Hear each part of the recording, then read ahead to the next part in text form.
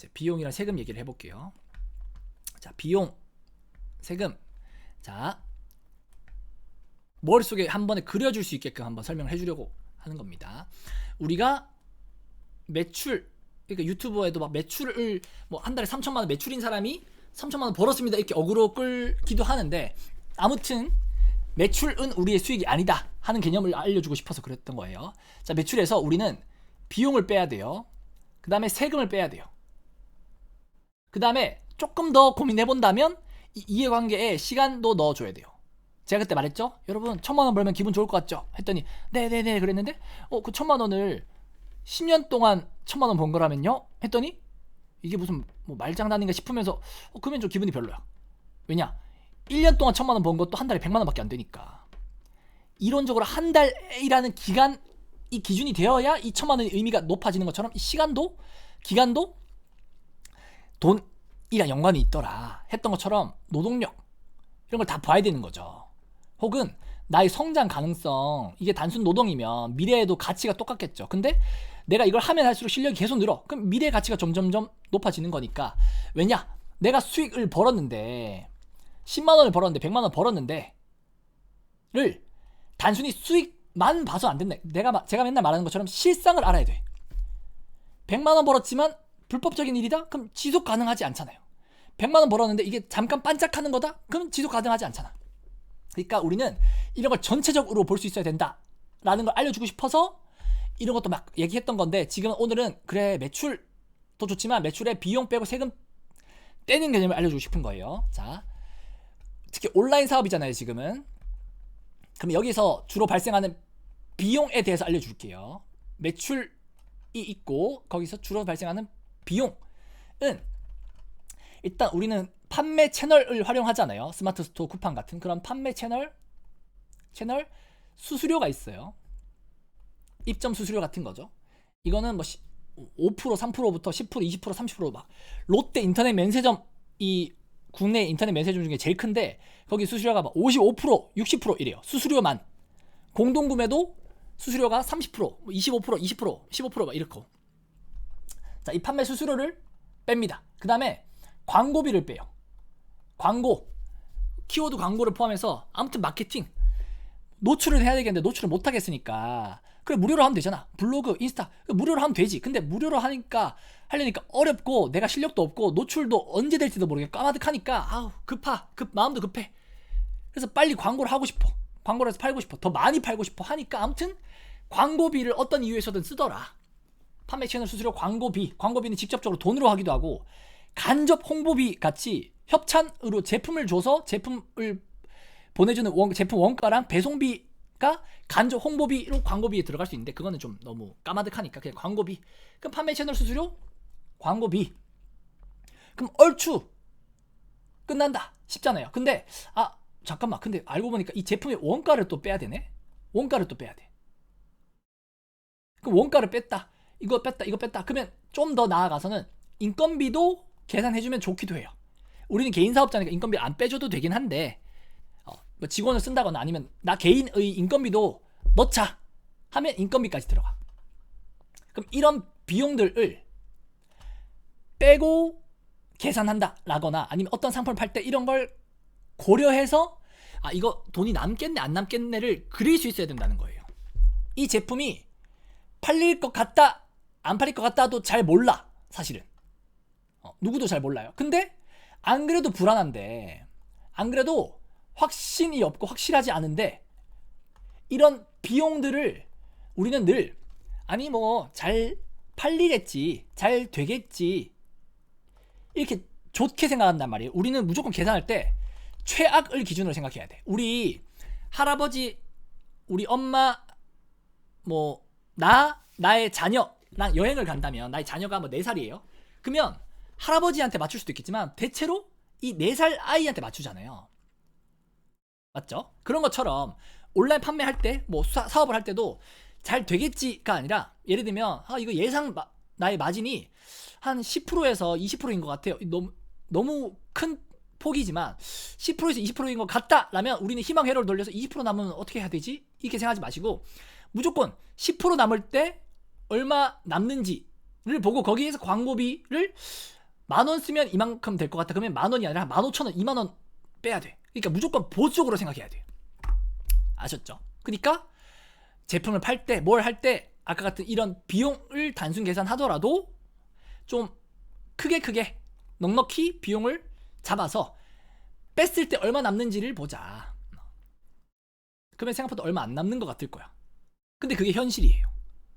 지금은 아직 실력이 없으니까, 아직은 그럴 만한 뭐 어떤 뭐 어쩌고가 없으니까, 규모도 적고 내가 기술도 없고 광고비도 많이 써야 되고 어쩌고 저쩌고 막 괜찮은 제품도 못 찾고 하니까.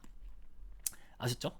그래서 이런 비용들을 머릿속에 그려볼 수 있어야 된다라는 거에서 큰 틀에서 아까 같이 제품 원가, 판매 채널, 수수료, 광고비 요것만 일단 기억하시면 된다라는 거. 그 다음에 플러스 알파로 인건비 정도만. 아셨죠? 이렇게 큰 이게 전부야? 라고 생각해도 좋으니까 이렇게 한번 들어놓으면 나중에 이제 머릿속이 편해질 거예요. 아 그렇구나. 왜냐면 뭔가 엄청난 게 더 있을 것 같은 느낌 때문에 이런 비용 계산을 안 하고 싶어지거든요. 이렇게 복잡하고 이런 건 번거로운 건 본능적으로 안 하고 싶어져. 근데 아무튼 이거밖에 없다. 이렇게 계산하시면 된다. 이렇게 대충 고려하시라 하는 거. 그 다음에 세금은 사실은 세금 같은 걸까지 다 고민하면서 판매를 하기엔 너무 어려워요. 왜냐, 우리가 지금 일을 만들고 일을 벌려서 이걸 성사시키는데 쓴 에너지도 부족해요. 근데 그 와중에 나 부가세 어떻게 되지? 종합소득세 어떻게 되지? 막 그런 걸 행정적인 거, 이 뒤치다거리 같은 그런 돈 되는 건 아니지만 꼭 해야 하는 일을 신경 쓰고 막막하게 느끼다 보면 이 일 자체가 재미없어진단 말이죠. 그러니까 세금은 웬만하면 그냥 세무사에 맡기면 되는데, 그리고 대략은 알자 해서 알려주고 싶은 게, 일단 부가세랑 우리가 이제 소비자 입장에서는 잘 몰랐던 부가세, 그 다음에 종합소득세, 그 다음에 개인사업자랑 법인사업자 요런 차이 정도만 간략하게 알려주고 싶은 거예요. 자, 세금을 낸다라면 우리가 뭐 사업자를 내면 그 사업자를 낸 주소지에 지방, 그 시, 하남시 지방세를 받기도 하고 뭐 어쩌고 저쩌고 있어요. 근데 이런 거 얼마 안 하니까 그냥 고려하지 말고 그냥 크게 부가세, 종합소득세 한번 고려해 볼게요. 자, 부가세라는 거는 우리가 이제 판매자나 소비자나 모두가 내요. 알게 모르게 우리가 다 내고 있어. 우리가 뭐 영수증 받아보면 부가세 포함 이렇게 말하잖아요. 부가세 포함, 거기 다 포함이 돼 있어. 이게 무슨 말이냐, 국가가 세금을 징수를 하는데 우리가 급여에서 세전 세후 나누듯이 급여는 세금을 국가가 일단 회사가 미리 내주든 아무튼 뭔가 국가가 미리 떼고, 우리가 유리지급여라고 하는 게 다 떼고 우리가 돈을 받잖아요. 여기 세금을 떼고 받는단 말이에요. 그러니까 국가가 너 뭐 어떻게 될지 모르니까 내가 이거 먼저 받을게. 근데 우리가 이제 가끔씩 뭐 해외 유명한 몇 조 자산가 이런 사람들이 하는 말이 뭐냐면, 야 너 급여생활자 너 국가에 세금 다 내고 돈 받지? 이렇게 말해요. 이게 무슨 말이지 싶어요. 근데 나중에 알고 보면 법인 같은 거, 예를 들어서 법인에서 뭐 내가 아무튼 법인 개념이 좀 복잡하긴 한데 집을 사든지 뭐 어쩌고 하든지 아무튼 이런 걸 법인차, 법인 소유로 뭐 부동산 거래하기도 하고, 아니면 내가 어떤 뭐 예를 들면 뭐 교육을 받았어요. 그럼 이걸 원래는 그냥 내 생돈을 쓰는 건데 이걸 법인에서 교육비로 처리를 한다든지 뭐 아무튼 이렇게 저렇게 해서 법인에서 매출을 냈어요. 법인의 영업이익이 이만큼이에요. 단기 순이익이 뭐 어쩌고 해서 이만큼인데 여기에서 이런 비용을 빼서 100원인데 이런 비용이 10원이야. 그럼 원래는 내가 직장인일 때는 100을 받으면 100에 대한 세금 얼마 해서 다 떼고 90만 원을 받았다면, 이제는 법인은 100에 대한 게 아니라 100에서 네가 쓴 비용 다 빼고 이게 10이야. 그러면 이 90에 대한 세금 몇 프로를 하니까 이 세금을 계산하는 과세 표준이라고 하죠. 이 몸통이 줄어드는 거예요. 그러니까 남들은 자기 쓸 거 다 쓰고 그 작아진 몸통에서 세금 요만큼. 그러니까 이 몸통이 작은 것도 의미가 하나 있고요. 몸통이 작아지면 과세 표준이라는 게 있거든요. 그러니까 이게 몸통에 의해서 퍼센트가 달라져. 이 세율도 달라져. 이런 것처럼 이 몸통이 1200이냐 여기냐 여기에 따라서 이 퍼센트가 달라져. 법인도 마찬가지예요. 그러니까 그런 외국에 있는 유명한 부자들이 하는 말이, 너희는 그 너희가 받는 금액, 그러니까 우리 직장인 급여가 엄청 세금이 세잖아요. 막 40 몇 프로 내잖아요. 연봉이 몇 억이다 뭐 이렇게 해도 막상 실수령, 예를 들면 연봉이 1억이야. 그럼 이론적으로는 한 달에 한 900, 아니 한 850은 받아야 되잖아요. 그래야 1년이면 1억이 되는 거잖아요. 근데 막상 연봉 1억인데 세금은 그 실수령이 660인가 600 얼마 680인가 그렇잖아요. 그러니까 거의 한 달에 200 얼마가 까져. 그럼 이게 단순히 200 얼마가 아니라 퍼센트로 치면 40 몇 프로가 되는 거죠. 땅땅 뗄 거 다 떼면. 이게 매달 누적이야. 그치만 법인 사업자였을 때는 이 몸통도 작아질 뿐더러 이걸 뗄 걸 다 떼고 네가 할 거 다 하고 남는 거에서 이 몸통, 작아진 몸통의 기준에서 몇 프로다 하니까 그 사람들이 말하는 그 너희 개인은 국가에 세금을 내고 받지만 나는 내가 뗄 거 다 떼고 쓰고 다 쓰고 남는 것만 국가에 요만큼만 세금 낸다, 이런 느낌으로 표현을 하는 거죠. 이걸 왜 설명했는지 모르겠지만 아무튼 그런 개념에서 우리가 이제 부가세 종합소득세 얘기하고 있어요. 부가세가 직장인 먼저 돈 떼가듯이 이거 소비자한테 받으려니까 받기 힘들잖아요. 막 국가가 그러니까 이런 거예요. 물건을 팔 때 식당에 들어갔을 때 먼저 돈 결제하고 뭔가 음식을 주면 식당 주인이 마음이 편안해. 근데 막 정신없는데 나중에 받으면 그냥 가는 사람도 있겠고 막 계산하기 힘들잖아요. 이런 느낌이랑 비슷해. 국가가 세금을 징수하는데 너무 힘드니까 부가세를 재화든 용역이든, 그러니까 제품이든 무려 눈에 안 보이는 서비스든 아무튼 뭐든지 간에 부가가치를, 부가적으로 가치가 생기는 생산자든, 그러니까 생산자가 있어요. 생산자가 이걸 0에서 물건을 팔 때 이제 10%를 붙여서 가격에 매겨라. 그래야 내가 너한테 10%를 받지. 그러니까 생산자한테 국가가 야 네가 알아서 10% 붙여, 내가 너한테 10% 이거 무조건 받을 거니까 해놓은 거예요. 근데 이 생산자가 유통업체한테 10%를 붙여서 팔면 이 유통업체는 10%가 붙은 상태에서 샀잖아요. 근데 이 사람도 누군가한테 공급을 할 때, 소비자한테 공급할 때 또 10%를 붙여서 팔아야 돼.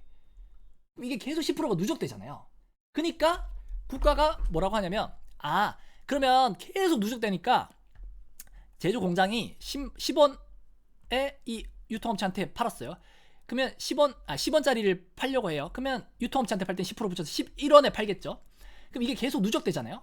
그러면 이 사람은 10% 껴서 샀는데 또 10%를 붙여서 파니까 이중 과세가 될 것 같으니까 국가가 부가세 계산할 때 어떻게 하냐면 11원에 대한 10% 내놔 라고 안 해요. 너 11원에 팔았지만 너 10원에 샀잖아. 그럼 네가 남긴 건 1원이니까 1원에 대한 10%만 내, 이렇게 계산하는 거야 부가세는. 그러니까 부가세는 매출세에 마이너스 매입세, 그러니까 판매한 그 판매 금액에 내가 구입한 이 원가 같은 구입 비용을 빼고 나서 그 금액에 대한 10%를 받는다 하고 10%인 거예요. 그러니까 우리가 부가세 계산할 때 우리가 5만원짜리 팔았어요. 그럼 5만원에 10% 5천원이 부가세겠네 라고 생각하면 안 되는 거지. 5만원이지만 내가 이거 위너로 팔려고 4만 5천원 아니면 계산하기 편하려고 이제 4만원에 샀어요. 그러면 5만원 빼기 4만원 해서 만원에 대한 10%를 부가세를 내겠구나 라고 계산하는 거죠. 무슨 말인지 이해가 되셨죠? 자, 그래서 예를 들면 제품 팔 때는 그렇게 매출세액, 매입세액. 근데 보통은 기업 대 기업 간 거래하면 세금 계산서를 꼭 끊는 게, 계산서를 끊어야 이 매입이 증빙이 돼요. 현금 영수증을 사업자 지출 증빙으로 하든지, 그러니까 세금 계산서를 하든지 현금 영수증을 하더라도 사업자 지출 증빙용으로 사업자 번호를 넣어서 현금 영수증을 이렇게 받으면 이게 매입 자료로 되니까, 내가 만약에 5만원짜리 팔아서 5천원 내야 될 걸 매입 자료가 많을수록 이 5만원에 대한 5천원이 아니라 5만원이라는 이 모수가, 과세 표준이 자꾸 낮아지니까 유리한 거죠. 근데 우리 같은 개인 사업자는 뭐 우리가 물건을 사고 파는데 계속 계산서 끊기 힘드니까 카드도 인정을 해주는 거예요. 사업자 카드로 홈택스에 등록해 놓은 이 카드 거래 내역을 매입 자료로서 인정을 해주니까 우리가 좀 편한 거예요. 하나하나 증빙할 것도 없으니까. 하나하나 세금 계산서 막 현금 영수증 하기 힘든데 그렇게 안 해도 되니까. 우리는 알게 모르게 카드로 이렇게 매입 자료를 증빙하고 있는 거예요. 근데 이제 뭐 설명하려고 했지? 아무튼 부가세가 그런데 제품을 파면 매출액이 있고 원가가 있잖아요. 근데 강의를 판다. 그러면 강의는 그냥 생으로 10% 내는 거예요. 그래서 어떤 사람이 그런 말도 하죠. 현금으로 내면 10만 원인데 뭐 카드로 하면 10%더 붙어요. 이런 사람도 있잖아요. 이게 원래 가격인데 현금으로 하면 10% 싸게 해줄게. 이런 느낌이랑 또 비슷해. 근데 이론적으로 현금으로 받아도 이걸 다 그냥 저 강의료 이번에 현금으로 받은 거 1000만 원이에요 하고 다 제출해야 돼. 그 세무사한테 제출하면 돼요. 왜 이렇게까지 제출하냐? 이거 뭐 정직 뭐 그런 것도 있겠지만 이게 자꾸 신고를 해서 매출액이 잡혀야 나의 소득이 잡혀야 개인 사업자는 직장인은 급여 연봉에 의해서 대출된다고 하는데 개인 사업자는 증빙할 게 없어. 그러니까 이 부가세를 얼마 냈는지에 따라서 유일하게 이 대출이나 나의 소득이 잡혀요. 만약에 내가 신고 하나도 안 하잖아요. 그리고 만약에 생으로 현금으로 강의로만 돈 벌잖아요. 그러면 난 소득이 없는 사람이야. 나 소득이 아예 없어서 나중에 불이익이 있을 거예요. 소득이 낮으면 뭐 나중에 대출 받을 때 뭐 아니면 뭐 신용카드가 갑자기 뭐 한도가 줄어든다든지 아무튼 기타 등등 아무튼 장단점이 있답니다. 자, 뭐 그러니까 부가세는 그런 거다 라고 알고 계시면 되고, 그럼 종합 부가세는 1년에 2번 신고해요. 1월부터 6월까지를 7월 뭐 25일까지 하고 뭐 7월 1일부터 뭐 어쩌고를 내년 1월 뭐 언제고 하고 이렇게 하는데, 종합소득세는 1년에 한 번이야. 5월에.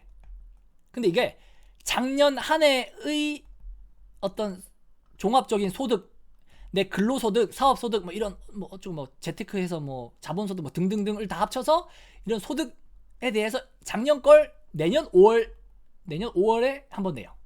그러니까 이때 돈 벌어놓은 거 부가세도 다 써버리고 종합소득세 다 써버리면 작년에 돈 벌었는데 올해 돈 못 벌잖아요. 그럼 갑자기 세금 폭탄 같이 느껴지는 거예요. 원래 냈어야 되는 건데 작년에 벌 때는 괜찮았는데 올해 내려니까 막 생돈 같아.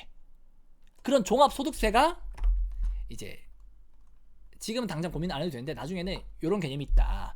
종합소득세가 아까도 말했지만 매출에 대해서가 아니라 나의 소득, 그러니까 내 이익에 대해서 그 과세 표준이 되는 내가 얼마 벌었는지 실제로 남은 금액이 1200만 원 이하인지 1년에 1200만 원에서 4200만 원 사이인지, 그러니까 이게 한 달에 한 100만 원 번 거고 이거는 100만 원 이상부터 뭐 한 380만 원 매달 벌었는지 이런 거겠고, 아무튼 생각보다 크잖아요. 이 구간에 따라서.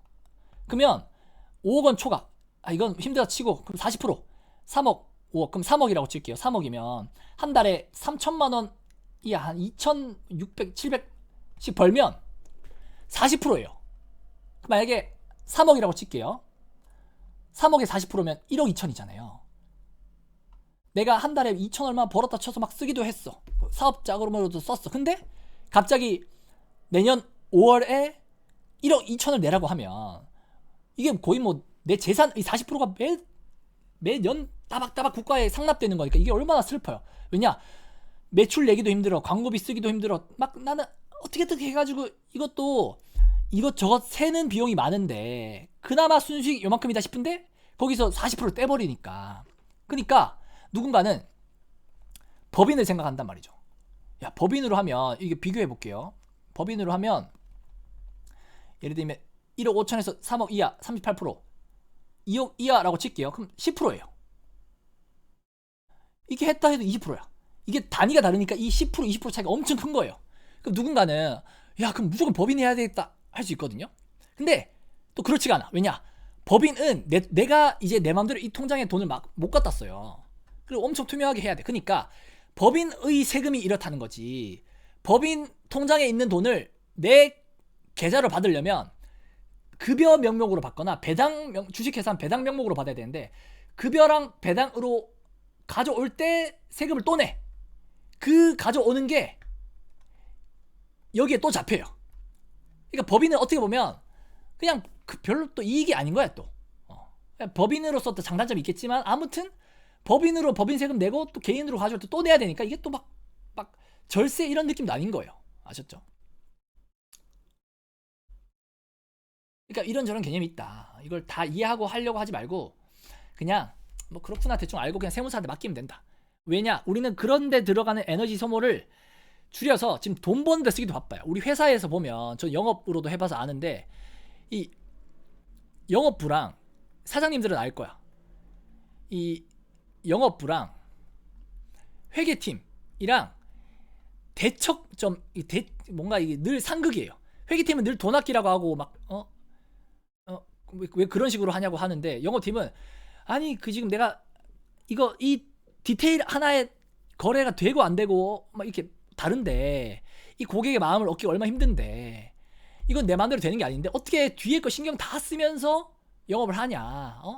영업만 하기도 바빠. 하다 보면 실수할 수도 있고 막 하지 뭐 이런 느낌인 거예요. 그러니까 우리는 지금 영업에 집중을 해야 돼.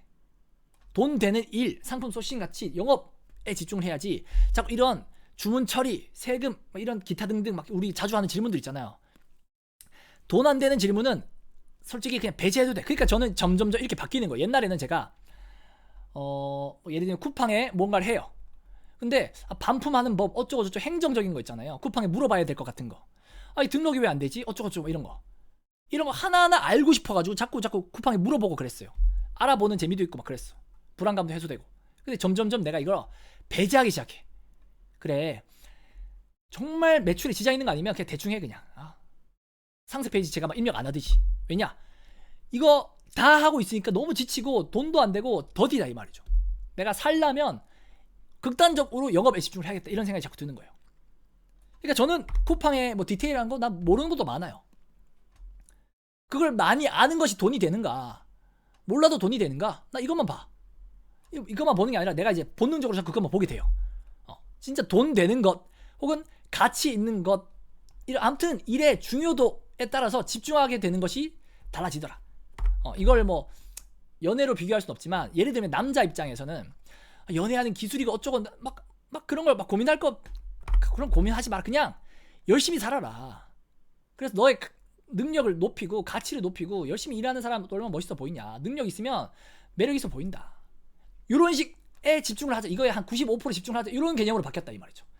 옛날에 저는 뭐가 중요한지도 몰라가지고 내가 지금 말 잘하는 법 영상도 보고 막 책도 읽고 막 누나한테 물어봤어. 누나 뭐 여자분들은 뭘 하면 좋아해? 그 누나가 막 뭐 그냥 뭐 잘은 모르겠는데 엄청 예민한 분들은 자판기에 뭐 물건 그 음료수 뽑아줄 때 입구 쪽 더러울 수 있으니까 그걸 닦아주면 좋아한다던데 뭐 이런 이게 내가 그걸 보고 잘하면 그런가? 하고 그거 막 신경 쓰고 있는 거예요. 사실 중요한 건 따로 있는데. 그러니까 우리가 유튜브 얼마나 헷갈리게 돼 있냐. 유튜브 보면서 제가 그때도 말했지만 매출 1,000만 원 내게 해준 뭐 세 권의 책 아니면 뭐 미라클 모닝 이런 짜잘한 것들을 자꾸 보고 있다 보니까 혼란스럽다.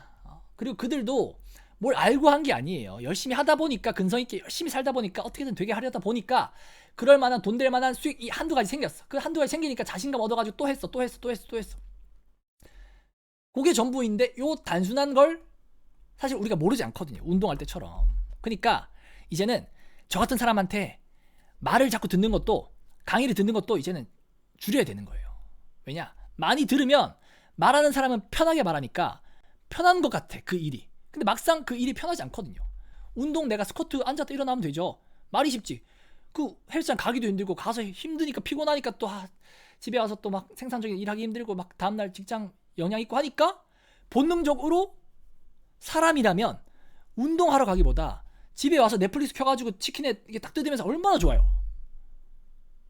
그러니까 막상 그게 힘들단 말이죠. 그 본능을 이기고 어쩌고 생산적인 일을 계속 해나가면서 거기에 재미를 한번 딱 들여보는 그게 힘든 거지. 그러니까 자꾸 친구를 환경을 막 얘기하잖아요. 친구를 잘 사귀고 환경을 바꾸면 그런 나에게 힘들었던 일들이 기본 값이 된다. 내가 사업 어쩌고저쩌고 힘들었던 것들을 누군가는 아무렇지 않게 하고 있으니까 그 사람에게 세뇌돼서 그게 기준값이 된다. 그게 값어치가 큰 거예요. 단순히 정보를 듣고 어쩌고가 중요한 게 아니야. 아무튼 저도 말을 이렇게 하지만 저도 못하고 있어요. 그러니까 나도 맨날 발버둥 치는 거예요. 여러분들은 제가 막 맨날 10시간씩 15시간씩 일하면서 막 대단한 사람인 것처럼 막 환상을 막 가진 사람 몇 명 있는데 가끔씩 절대 그렇지 않아. 나도 맨날 하루에 몇 시간 일을 못하고 내일은 조금만 더 해야지 막 그러고 있고, 운동 헬스장 2개 끊어놓고 지금 1개는 만료됐고 하나 가는데 또 뭐 잠을 못 자서 오늘은 피곤해서 어쩌고 해서 한 3주 만에 오늘 갔어 아침에. 근데 그거 좀 갔다고 좀 운동 조금 했다고 벌써 피곤해요. 그럼 오늘 운동 일도 얼마 하지도 않았는데 벌써 피곤해. 그러면 이게 또 싸우는 거예요. 그래 오늘 이 정도 했으면 괜찮아 하고 내일 또 그만큼 하면 좋은데, 오늘 이렇게 막 피곤한 상태에서 억지로 하려다 보니까 스트레스 받으니까 잘 안 돼가지고 또 어떻게든 하려다 보니까 하기 싫고 막 미루다 보니까 새벽이 됐어. 스트레스는 받았어. 그러니까 또 다음날 영향이 있는 거예요. 잠 잘 못 자가지고. 또 머릿속에 또 피로도가 쌓여 있잖아요. 야, 너 해야 되는데 왜 안 하냐. 욕심은 크니까 막. 그러니까 이상도 낮춰줘야 되고, 현실도 알아야 되고, 메타인지도 해야 되고, 실력도 길러가야 되고, 근성도 길러가야 되고, 작게 시작해야 되고, 이런 별의별 변수가 있으니까 저는 맨날 발버둥 치고 있다. 그 와중에 뭔가 뭘 해야 돈 벌지 확신은 없으니까 온갖 것들을 다 들었다가 이제 조금씩 추려가지고 이제 요거에만 집중해야지. 이제 내가 에너지를 다른 사람 외부에 안 쓰고 나한테 써야지. 그래서 실력을 길러서 이걸 확실하게 알게 되면 이걸 알려주는 게 그 사람들한테 도움이 된다. 단순히 정보만 전달하는 건 도움이 안 된다. 이런 식으로 이제 자꾸 이제 깨달아가는 중이니까 이제 이 과정이 재밌다 이 말입니다. 이게 다 성장이 되고 막 그 뭔가 깨달은 그 어떤 즐거움이 되고 막 그렇게 되더라. 아셨죠? 이렇게 막 땀을 흘려가면서 강의를 해도 말이 쉽기 때문에 나는 아는 내용을 말하니까 쉽지 듣는 사람은 어렵단 말이에요.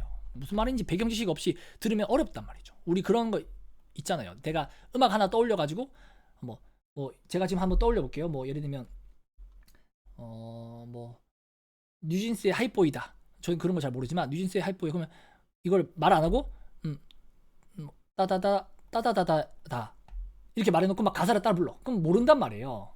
지금 제가 이런 말을 하고 있는 거야. 그러니까 이거 강의 듣는 게 좋은 게 아니야. 강의 들으면 오히려 조금은 도움되지만 오히려 돌아가는 거예요. 무슨 말인지도 모르겠고 해가지고 와 되게 어렵네 싶어가지고 안 하게 된단 말이에요. 그러니까 대표님들은 각자의 재능, 각자의 능력으로 열심히 일단 위너 할 수 있으니까 위너 열심히 파고, 그다음 생각을 열어가지고 또 위너로 막 에센스로 돈 벌었다는데 그거 어떻게 하지? 또 해보고 막 그러고 있으면 알아서 경쟁자들이 후두두두 다 떨어져 나가요. 아주 작은 단위로 아주 작은 성취감만 느끼고 있어도 되니까 그러고 있으면 엄청 빠르게 성장을 할 겁니다. 그렇게 한 분야에서 100만 원, 한 분야에서 100만 원 이렇게 벌다 보면 금방 또 몇백 벌고 하고 있을 거예요. 그 몇백 벌면 그걸로 이제 자신을 얻어가지고 또 이제 더 나은 기술 같은 거 얻기 위해서 이제 또 수익은 그대로지만 실력을 계속 늘려나가는 수 있는 일에 시간 좀 투자하고, 그게 막 운영 대행, 판매 대행 같은 거죠. 수익이 좀 적더라도 실력을 계속 기를 수 있으니까. 무슨 말인지 아셨죠? 여기까지 하면 제가 드리고 싶은 말씀은 얼추 드린 것 같아요. 자, 세금 뭐 비용 뭐 별거 없습니다. 저도 몰라요. 그냥 오늘 정리 좀 해가지고 알려드린 것 뿐이에요. 이걸 다 몰라도 됩니다. 그냥 세무사한테 맡기면 됩니다. 돈 되는 일에 집중하시면 좋겠다. 아셨죠? 여기까지고 또 내일 강의에서 만날게요. 여기까지 하겠습니다.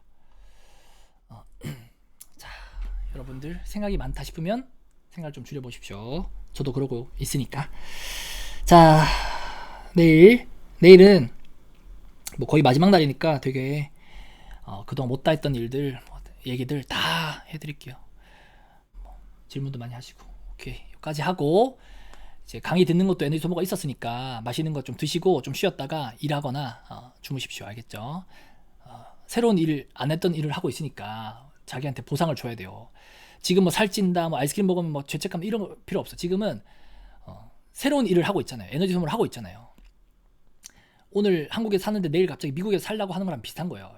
에너지 소모가 있어요. 알게 모르게. 그러니까 보상을 해줘야 돼. 이 일이 재밌게 느껴지게끔. 맛있는 거 드시기 바랍니다. 제가 뭐 사줄 것도 아니면서 이렇게 말하는 것도 웃긴데 뭐 아무튼 미사에 놀러 오시면 사드린다 이런 말도 옛날에 많이 했었는데 그래도 안 오더라고요. 그리고 이제 오라고도 안 해요. 이제 나 혼자 열심히 내 일에만 집중하기도 바쁘고 그렇게 하는 게 여러분들한테 더 도움된다는 거 알겠어. 이제 내가 정보를 많이 아는 것보다 제가 다 직접 뛸게요. 직접 뛰어서 저 매출 이렇게 냈어요. 이거 괜찮은 것 같아요. 이렇게 팁을 알려주는 게 더 나은 것 같아서. 자, 아무튼 말이 자꾸 많아지니까 여기까지 하겠습니다. 여러분 다들 들으러 오셔서 수고하셨습니다.